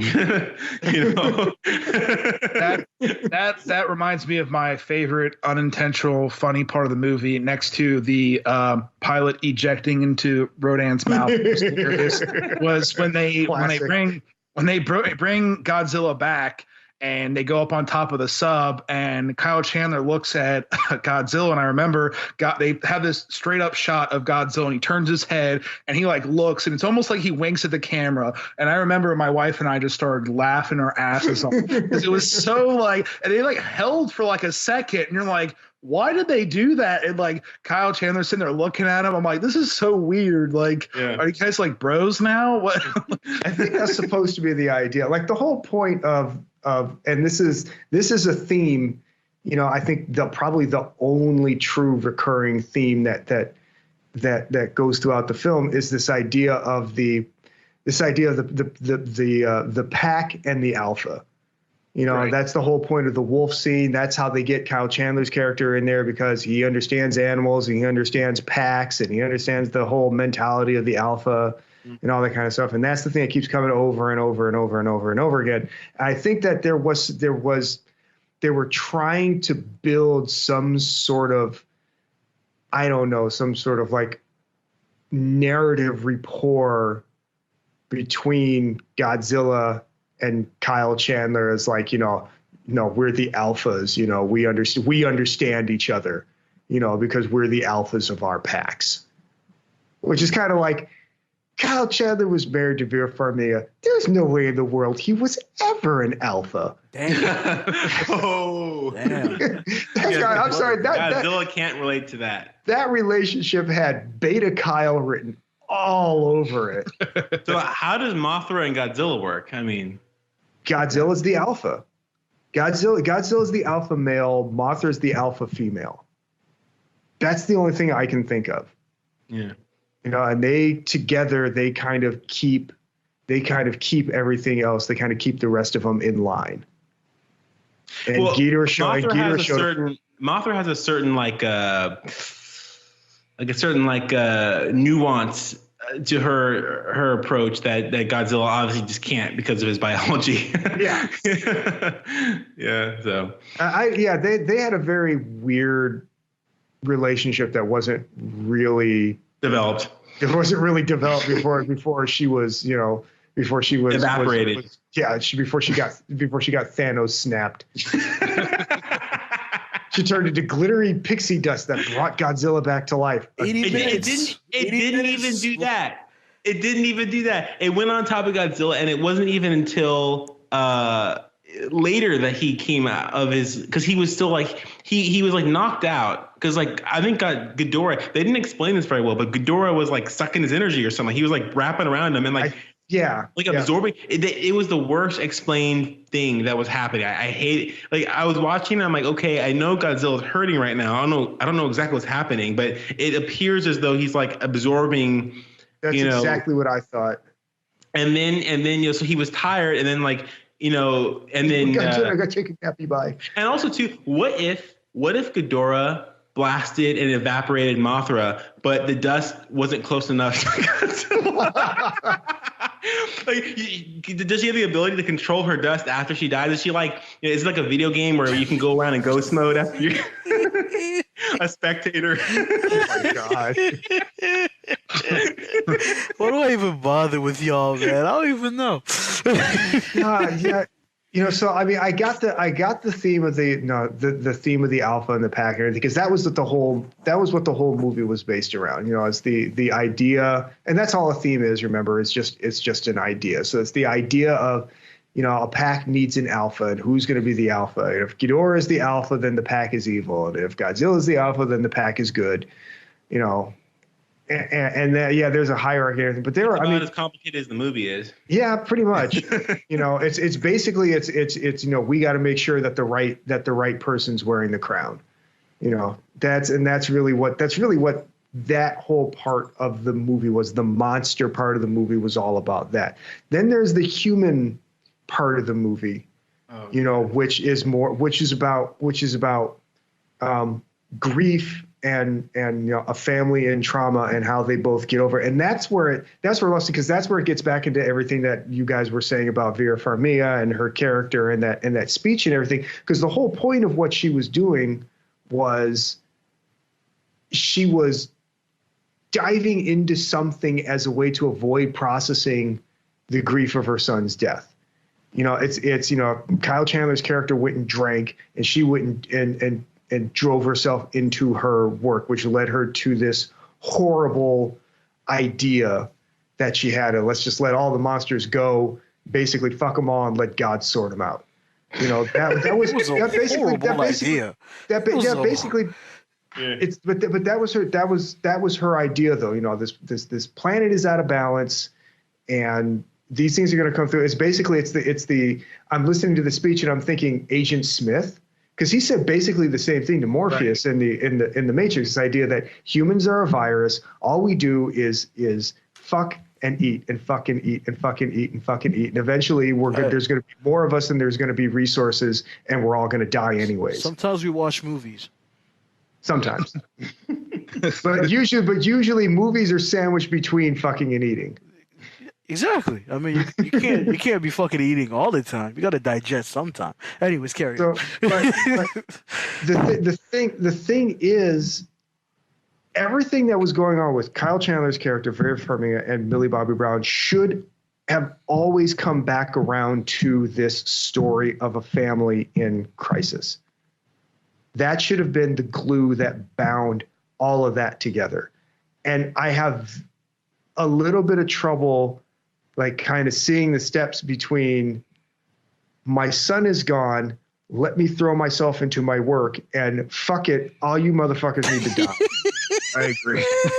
Because if she's going to be mad at anybody, because if she's going to be upset at anybody to the point where it's like, fuck you, you need to go. She should have been on the Kyle Chandler, let's kill Godzilla train. Right. She's like, let's kill everybody else. Yeah. Well, it's this whole idea. It'd be different if they'd said something at some point about her, trying to do the, almost like the Bruce Wayne, the world doesn't make sense unless you force it to kind of thing. I don't understand why this thing happened, but at least if it happens again, I have some measure of control, because that's really what it's about. It's about a loss of control, a loss of power. So she's like, it had been one thing if it had been this idea of, if I do this thing, at least it's on my terms. At least I have some kind of control in a world that's out of control. But that didn't happen. Funny? She had so much, and maybe we can sneak this in, but I really want to talk about how uniquely inept and how uniquely waste of a time whose character was. Let's see this. What's this dude's name? Is it John? It's the eco-terrorist. Oh, Charles Dance's character. Yeah. Because he was basically, I mean, when he stormed in, he really kind of rattled me, And I thought it was hardcore. It's like, holy shit, he just offed everybody. Yeah, I mean, and so with this whole kind of theme going on about the alpha male, the more dominant one is the one who's to take the crown and all that. And then later on, he's asking for me as character, well, wasn't this your plan? Like, what do you want to do? Like, what a change of character. Like, this relentless kind of savage character. I mean, he didn't need for me as character to operate the Orca. I mean, freaking Millie Bobby's character could do it. You know? Well, once they got the alpha working, they didn't need anybody to do it other than somebody who knew how to press the buttons. It'd be one thing if they needed somebody to build the fucking thing, but she should have absolutely got blasted. That's what should have happened. Because she had no purpose. I never did not understand that relationship. Again, if it had been another thing of maybe some stupid, well, who's the alpha in her life? Is it the evil Charles Dance or is it the good Kyle Chandler? Which way is she going to go? That would have been one thing. At least it would have been reflective of some of the other themes going on in the movie. But I really like that. But it wasn't. I really like that. Well, and this is amazing. See, this is why. Did you come up with that, or did you write that down? Yeah. No, I just thought of that. Well, this is why. But dangerous, dog. But this is why I lean so heavily on, the monster fight is the monster fight. The monster fight's going to be the monster fight no matter what. It's the event. Yeah, but there's got to be, or at least in this film, because they were the ones that brought it up. There needs to be something going on with the human side of it. We didn't ask for that. They put that in the movie, and then they dropped the ball on it. They didn't make any hay out of the situation that they created. There's nothing that happened between when the two of them finally get together. There's no explosion or fireworks or anything like that. And at the very least, when they get to the end, or towards the end, when Millie Bobby's character is in the house that's got knocked down, that should have been the point where they should have just melted the fuck down, because that's basically them going through the same thing that took their son all over again. That should have been the point where it should have just been like somebody just. Their reactions were never strong enough. Nope. Like nothing. Nope. There was no strong reaction to anything. Like as cataclysmic as this whole film was, like no one had any. The audience nor the characters had any strong reaction to anything. Right. Like, you could be burning alive from radiation. You could be getting evaporated by electricity. You could be, but nothing. You could get snatched off the ice by one of Ghidorah's heads. Yeah. But it's like everyone is pretty, unresponsive. Yeah. And there's for the record, Mike and I actually like this movie. But again, there's another theme being played out there that this idea of what do you do in the face of this trauma? Like the first thing that happened is they lost their son and their family falls apart. So they get this opportunity, this whole thing happens again, and you're faced with this, okay, what happens now? What do we do now? And no, you don't want Millie Bobby's character to die. Nobody wants that. But there has to be at least a moment where the two of them, at the very least, look at each other and you get the, oh shit, not again. Moment. And somebody starts to freak out, and it doesn't happen. There's nothing. They don't do anything with Kyle Chandler and his drinking. Like, yeah, we know he was a recovering alcoholic, but they don't do anything with that when he thinks that his wife is going to end the fucking world. I think that's a pretty good fucking time to go say hello to Johnny Walker. I actually completely forgot he was an alcoholic. Because they bring this shit up as all part of this idea of like trying to build this instant empathy. Like, we're going to give you like this little drop of information here that you're going to use to build an empathic bridge with the characters, and then it's your job to maintain that because we're never going to bring it up again. That falls into the show don't tell thing. Yeah. He never actually he didn't have any characteristics of an alcoholic. Not saying that him slobbering and falling all over the place would be fine, but you're talking about a guy that right on the spot knew all this information. He didn't stutter. He wasn't like, you guys got to high functioning. He was like somebody needs to get me out of here. I need or even make it do the typical, I really need to get to a meeting or something, anything even seeing Godzilla destroy something, or when the Godzilla was swimming up to him and scared, did the big jump scare, he could even turn around and be like, I need a drink, and then I'm like, oh, okay. Hey, he's an alcoholic. or at the very least had some sort of like reaction that shows you like this is a guy who went through a extremely traumatic experience because of this thing, and now he's face to face with it, and he thinks he's the fucking man. You know, but that goes back to that nobody in this movie has a sincere reaction to anything. Right. Because it's one thing to say, yeah, I'm angry at Godzilla, you know, and I would like to see him destroyed. But it's another thing when you come face to face with the thing that's basically your nightmare, that killed your child and destroyed your family. You know, you have a completely different reaction to it than what he did. I think it just didn't. It just didn't feel sincere. Yeah. And that actually kind of brings me to something that I kind of brought up earlier. I said that I'd touch on. And it comes back around to this thing, and Manu and Mike, you both know this about me, and Nate, you probably are gonna find this out. This idea of what you can and can't do in a PG-13 film. You know, they brought up all these ideas and everything, and I think the way the characters act and things like that all comes down to this idea of making sure that the movie doesn't get too intense, so they can still get that PG-13 rating. Yeah. It's not even about gore. It's not about violence. It's not about cursing. It's all about the emotional intensity of it, because you know all you have to do is hang on somebody with a pained expression on their face for 3 or 4 frames too long for the fucking board to look at that and go, nope, that's too much. We got to give you an R. We felt that too strongly. It's too intense. We have to give it.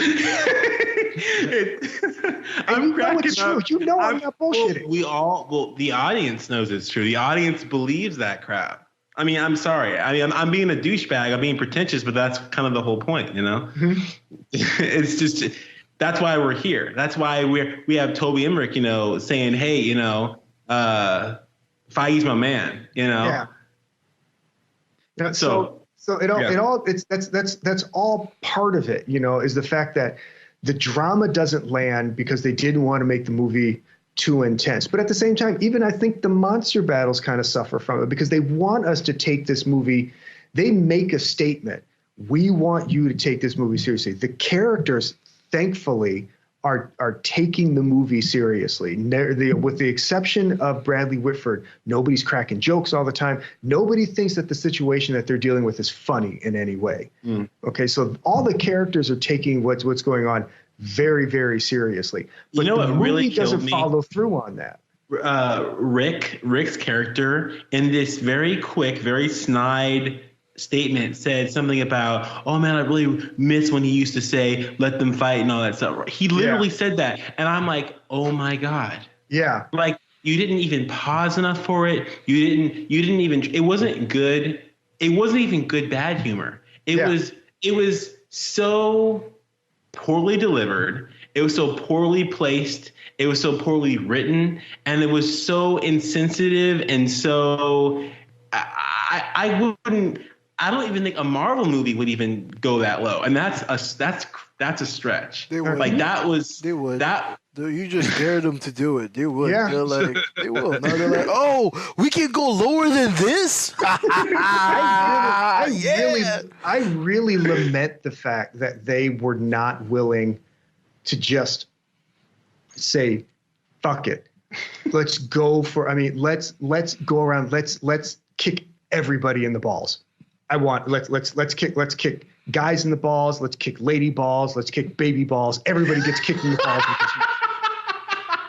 And really just dive in like just hardcore on the like everything in this movie should hurt. And Millie Bobby and Vera Farmiga should be screaming at each other and crying. Yeah. And Kyle Chandler should be pounding on the glass, angry. And the people who are dying should look like they're in pain. So you know this is a fucking horrible thing that's happening. Because when you don't do stuff like that, the movie doesn't land anywhere. It never has any weight. So Millie Bobby's character Madison, I have to say that I legitimately think that some of the best acting in the entire film, and this pains me to say it. It pains me because there's so many better actors on here than Millie Bobby. right? But I think some of the best acting, and maybe it's because of the way that they framed, the way that it was shot, the way that it was, set up and all that, was actually when she set up the orca and then all the monsters were coming in. And she was like, pacing around, and she got up and she was like, she was literally committing suicide. Yeah. That's what she was doing. Mike, do you watch Stranger Things? Huh? Do you watch Stranger Things? No. Yeah. She's actually. That's why you don't know. Yeah, that's what I'm saying. She's actually pretty good. But she was, I'm serious. When I was watching this, I'm like, holy smokes. And she gets to the roof and she's waiting, and it's just like, it was heavy. It was heavy. And, just the whole atmosphere, the wind whipping around, the rain and the smoke. And then the rumbles from from afar. And then when they actually start to come, and she goes inside and she sits down and she has her hands over her head and she's screaming. And then, when she runs down the stairs and that rock barely misses her, I'm like, and you feel the impact. I'm like, wow. Like, that's what I'm talking about. That's selling it, though. That is selling what's going on, and that's one of the very few times something like that really happens. It really happens in the movie. But there are things like that, so this is the kind of things that like really thoughtful storytellers really get into. This idea of you take her character, you take Madison's character. She had to have been something like 7 or 8 or something like that. In 2014, I think that's kind of because it looked like she was younger than her brother Andrew. She looked like she was the younger sister. So this is a thing that as a 7 or 8-year-old that she has experienced. Okay. And this is the thing that had to have broken adults.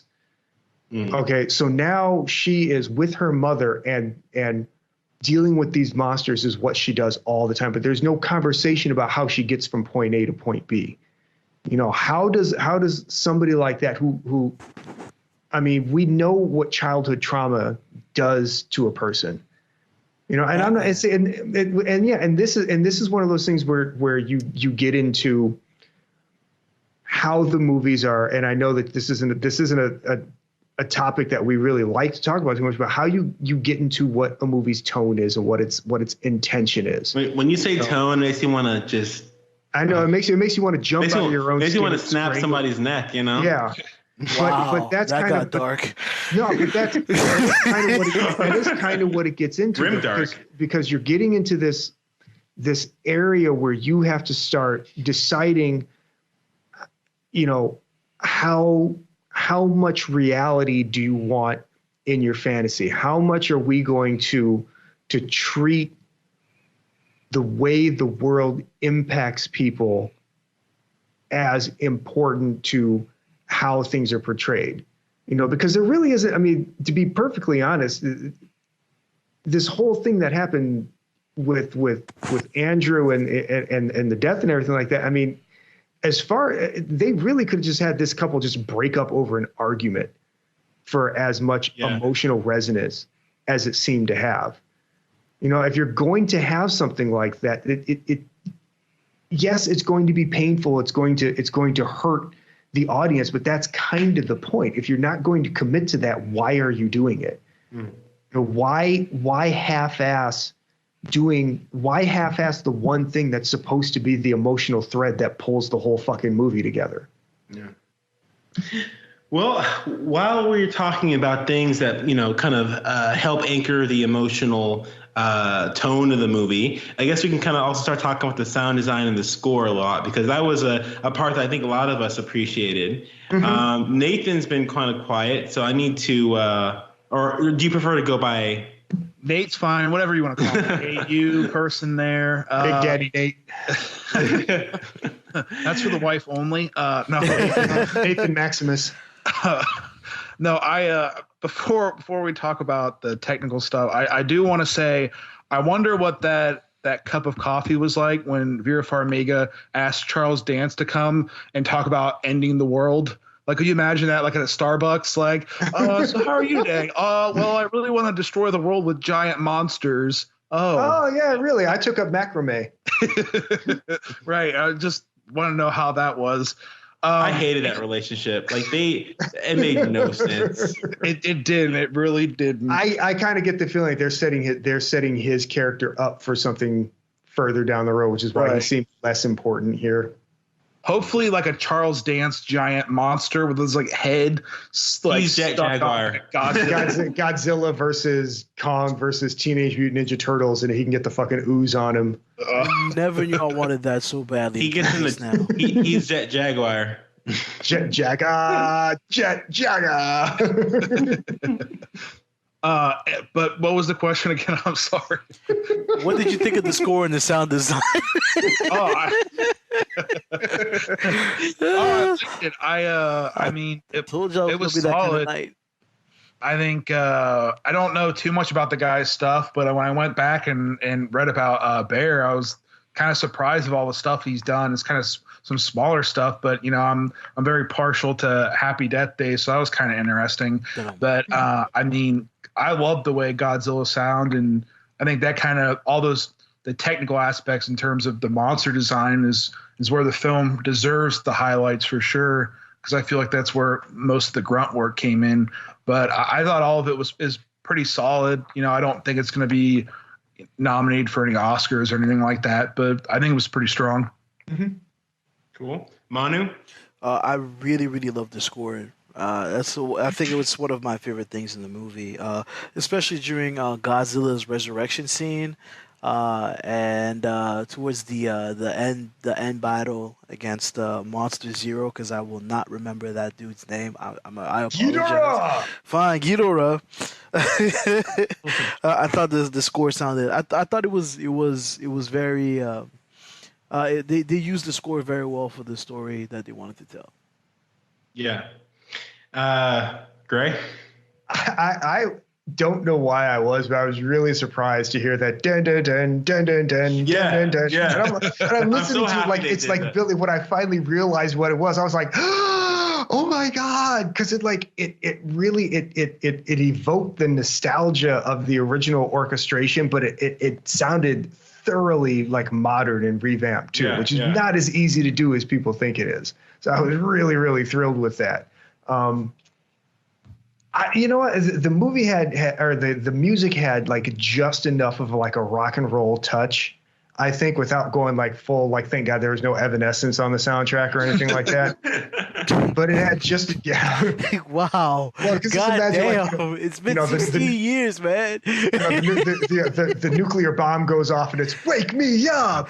That was awesome. It's been 16 years, man. Can we please let that go? But pay for that.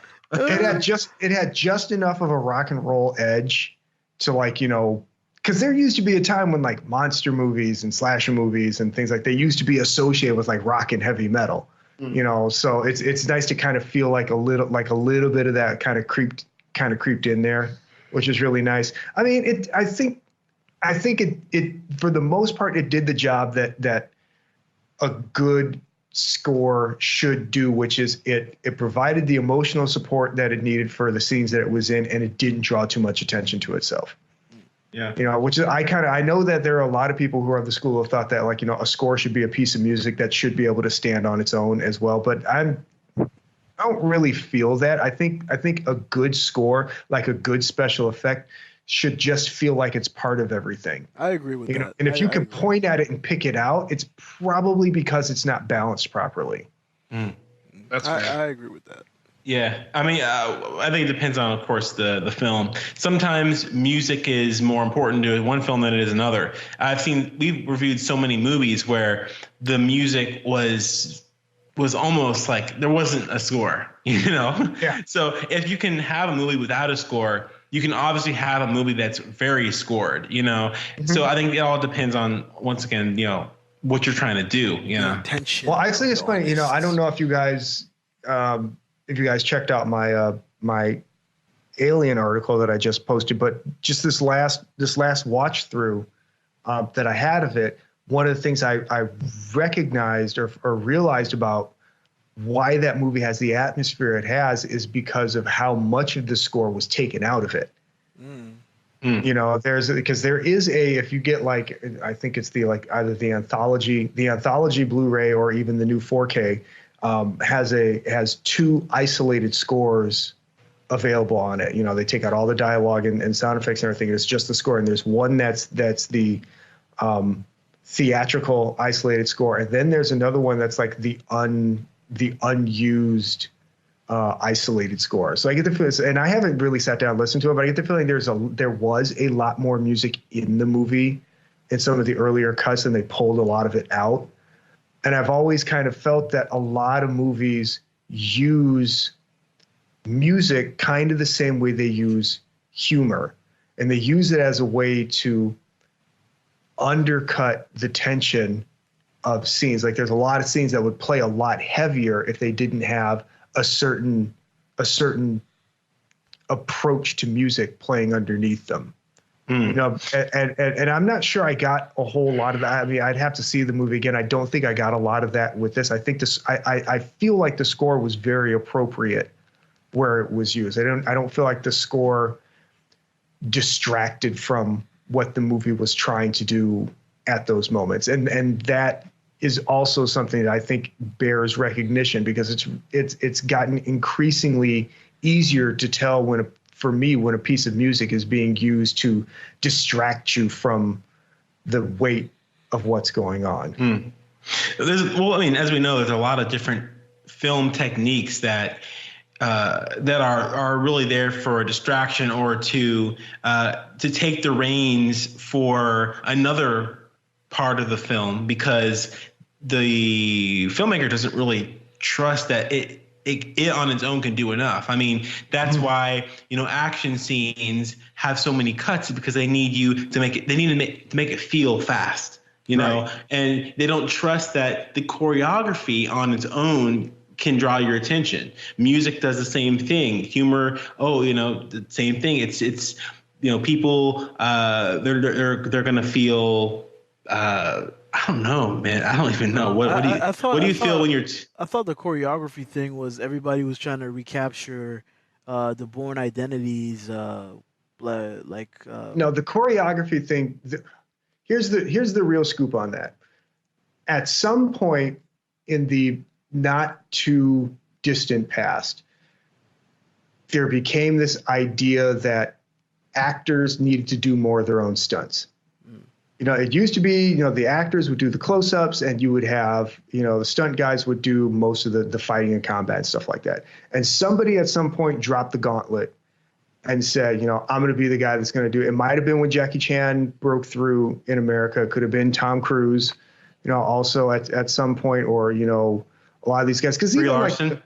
Yeah, you're right. but even guys like Van Damme and Schwarzenegger and Stallone and everything, there was a common idea that, you know, the talent didn't do as much as you thought. They did the close-ups, and that was pretty much it. And at some point that started to change. But the difference is the actors aren't trained stunt people, and they're not trained fighters. So what they end up doing is shooting the action in smaller and smaller segments. Okay. Yeah. They don't trust the action can draw you in on its own, so they cut it, make it seem quicker. It's not even about that. It's about making sure that the actor can do it. Because they're not very. If you have to change something, an actor, you can train an actor to do something like a dance over and over and over and over again. But the difference between somebody who's a trained fighter and somebody who's not a trained fighter is how quickly they're able to adapt and how physically flexible they are in terms of incorporating new things into what they're doing. If you have to change something on the day of the shoot, you know, the actor isn't necessarily going to be able to reorient that quickly. Makes sense. So what you end up doing, instead of having a routine where you're shooting 8 moves at a time, now you have a routine where you're only able to shoot 3 moves at a time. 1, 2, 3, and then you have to cut.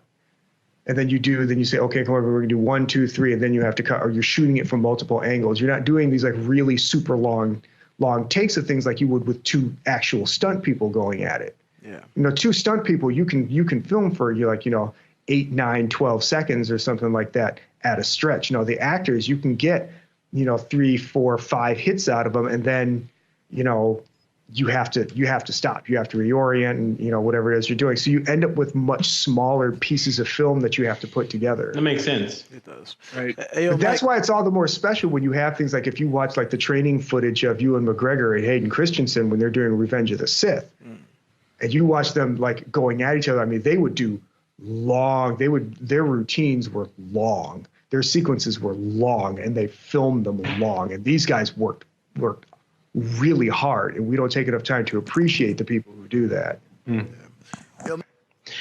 So as far as the music goes, yeah, I agree with what you guys said. I also feel like, you know, the music sounded good, and I don't really remember much from it, and I think that's a good thing because it was really complimentary of what I was seeing at the time. I remember the feel of the music. I remember the rock kind of vibes and the very heavy kind of, lumbering kind of sound, because, you know, Godzilla and Ghidorah and all these monsters, they slowly, you know, draw closer, you know, so it's very steady and heavy as the monsters are. So I really liked how it kind of supported that narrative idea. And also, too, I think that whenever Godzilla was on screen, they did such a good job with really showing the tide of battle turn. Like when Mothra was on top, and when Mothra was getting, you know, defeated, you know, the music would change a little bit to show, like, you know, but there's a new development, you know, happening. And when at the very end you see Meltdown Godzilla, I was rooting. I mean, whenever I get like super jacked, super hyped about this kind of thing, my butt, I swear, comes a few inches off the seat. You know, when Alita stuck her arm into Gruishka's face, I was like, you know, I was out of my seat, pumping my fist. I'm never gonna go see a movie with you, man. Ass flying off seats, man. Right. Jeez. This just sounds messy.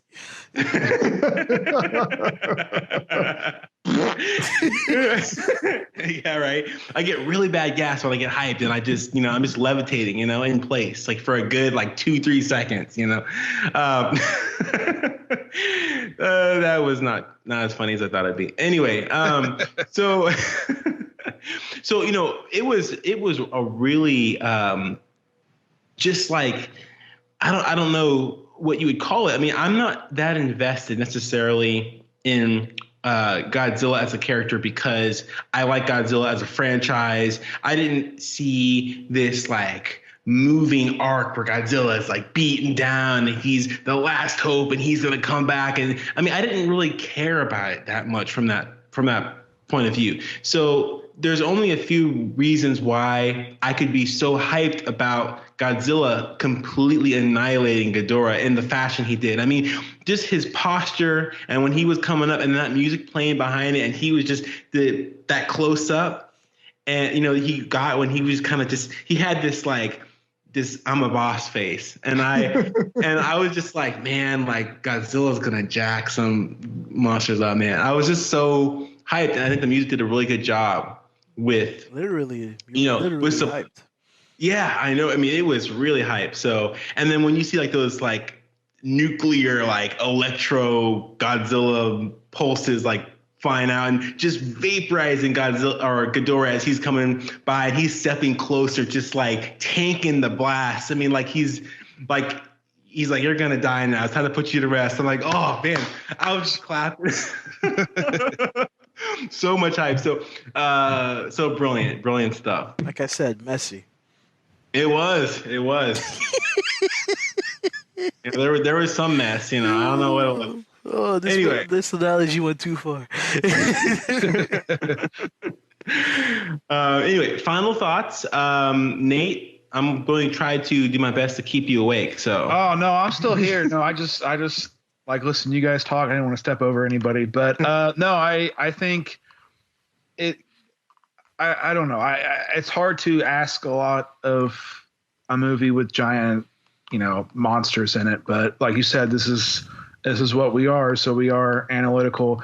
I think you can't deny that the movie has faults for sure. And obviously, as we pointed out, the more you pick at it, that scab just starts pulling apart. Yeah, that's what you guys did to me, man. When we started, I really liked this movie. Now I don't know anymore. Right. And I think That's because you're weak. I think there's some strong parts, and I think there's some not so strong parts, and ultimately I don't know. I think you need to at least see it once. Obviously on the big screen for sure, see it, but after that, I don't know. I don't think it holds any weight. If you slid 2 Blu-rays over and say, hey, you want to watch the 2014 or the 2019? I think I'm going to pop the 2014 in without second guessing over the 2019. And that's pretty much all I got on it. Awesome conclusion. Manu. Well, when we started this pod, Well, I really like this movie. Now I don't know anymore. But like I stay mentioned, strong. Earlier, this is why I really enjoy this podcast, and I really enjoy talking with you guys, and because it forces you to recalibrate and view things through different perspectives, and that's always good and healthy. So I still like the movie. I still enjoy the film. I'll definitely try. I think I'll try to watch it another time. But I agree with you guys that it does have issues, but I think that the VFX work that takes place here, how great the monsters look, how great the action is, how relevant the soundtrack is. I feel like all those things do make watching the film very enjoyable for me. I think I have to agree with Nate and say that I did like 2014 better. But that's not to say I didn't like this movie. I think like I said, I still think it's a good movie. I'm just less high on it than I was when we began. But again, I still think it's solid. But definitely, you guys give me more things to think about. Okay. Great. I would really have loved to have come out of this movie singing its praises and saying, yes, all the naysayers got it wrong. Again, you people don't know what you're talking about. But every now and then, even a dog finds his asshole or something. I don't know. There's a limerick in there someplace. You could have just gone with even a broken clock is right twice a day, but you just had to just. But it's one of those movies where I look at it and I say, I understand what you were doing. I understand what you were trying to do. But for whatever reason, I just don't feel that the pieces lined up the way they wanted them to. And maybe there is a little bit more like Nate put it, the Roland Emmerich thing. Maybe that was a step too far. Maybe that was where they went over the line, because it split the narrative, the actual perspective and focus on it. It actually injected a story into something that already had a story. And it split the attention between the two of them, which meant that neither one of them was getting the full measure of effort in terms of being told. And there is this fear, along with the Transformers thing, there is this fear that if you don't have a human element to follow, that the audience won't be invested. There's a fear, I think, that we will not invest in creatures, or we will not invest in monsters or robots or something like that. So they have to give us a human character to latch onto. And I think that doesn't work here. And to really focus on that human story would have meant to take focus away. You would have had to take focus away from the monsters because they're not on the same path. And the stories that are being told do not reflect one another. They don't parallel one another. And that, to me, I've spent so much time training myself to be able to sit down and watch a movie and try to absorb everything, that I'm no longer able to selectively edit out things that I don't want to see and just focus on the other stuff. So I couldn't just sit there and just watch the monster battles and just be happy I was getting monster battles, because there was so much other stuff that I had to process it. I had to put it in line, and it was too distracting, and it took away from all the rest of that stuff. So it just, the whole thing just turned into a big pile of meh. Mm-hmm. Yeah, no, and on my thoughts on that, I agree with a lot of that, actually. Now, I don't think that I actually enjoy this film any less. I still really enjoyed it because, when I talk to you guys, it brings back all the memories of the parts that, deep down I suppressed when I was watching the film. But, when I watch the film again, maybe it won't be as effective this time, but I'm still going to suppress it because I know what I'm getting. Mm-hmm. And I really enjoy that part a lot. I love the battles, and there's some parts in this movie that we didn't even get to talk about, like the whole chase scene with Rodan. A lot of these parts were completely unnecessary. They didn't really do anything for the narrative of the story, and there was a lot of characters that were like that too, not just the monsters. So I totally understand that, and I think that. The most problematic part about this film is the fact that they try to have a narrative, is that they bring these things up, and that initially they're sincere enough to take a stab at it, but they don't follow through. And it kind of hurts the film, because it's like, if you are watching the film and you're intrigued by those specific dramatic elements, you're going to feel cheated. You're going to feel, like you got the short end of the stick. But once again, it's just one of those sort of scenarios where it's like, you go into the film, you get into a certain mindset, and there's a lot of different things that go into the mindset that you have when you go into a film. When you talk to your friends, when you're reading critical consensuses online and social media and whatever it is that you're hearing, all kind of contribute to that, and your own expectations also contribute to that as well. So, it's something that, I think if I went in expecting this sort of, transcendent kind of dramatic narrative about, divine beings and humanity and all these really deep and well written, nuanced thematic elements, I think that maybe I'd be really disappointed. But at the end of the day, it's not what I really came here for. And I know it sounds very simple, especially for a Film Exile to be so simple-minded in that regard.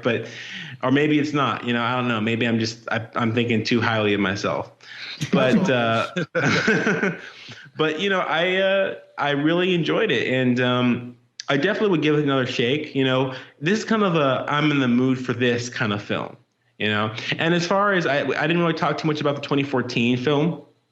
I don't remember much of it, to be honest. I remember the end. And maybe it's because I went into that film as well wanting to see Godzilla blow stuff up. So when Godzilla was on screen, fighting and doing his thing, I was into it. Now, when I went into the film, I was really surprised by the story, Bryan Cranston's character, his acting, and the other elements of the story. So I was surprised by that. But that was the cherry on top in that scenario.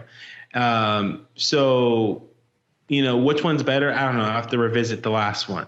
But anyway, I think it was all in all pretty good. I can see why someone would or wouldn't like it. I think that the film manages to accomplish everything that it sets out to do, except for the dramatic elements. I think that the dramatic elements, I think they purposefully meant for it to be thin.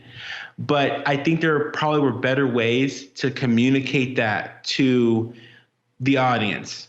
Some of the things that they put in there narratively were just too compelling, or the idea was too compelling, and it wasn't paid off. So anyway, anyone else have any other thoughts? Or no, I think I'm good. Yeah, I'm good there. All righty. So with that, we close episode 38, Godzilla, King of Monsters, the Film Exiles. We appreciate having you guys here again. We're sorry it took a little bit of a time to make this podcast. We're still actually we have a lot in the bank, and we have a lot to actually release. So stay tuned for all that. Lots of spank in the bank, guys. Yeah, or whatever you come to the Film Exiles for. We got it, I think. I mean, Gray got it, apparently, Yeah, dude. All right, so you can catch us on Twitter. We love to reside in the home of the toxic bird. That's the Film Exiles, at the Film Exiles. You can catch our network Twitter account at the Exiles Net. We're on the very late and very poorly and sadly missed Tumblr, RIP Tumblr, YouTube at the Film Exiles, and you can email us at thefilmexiles@gmail.com. So once again, we wrap up the 38th episode, and we really appreciate having you guys here, and we will see you guys next time. Bye.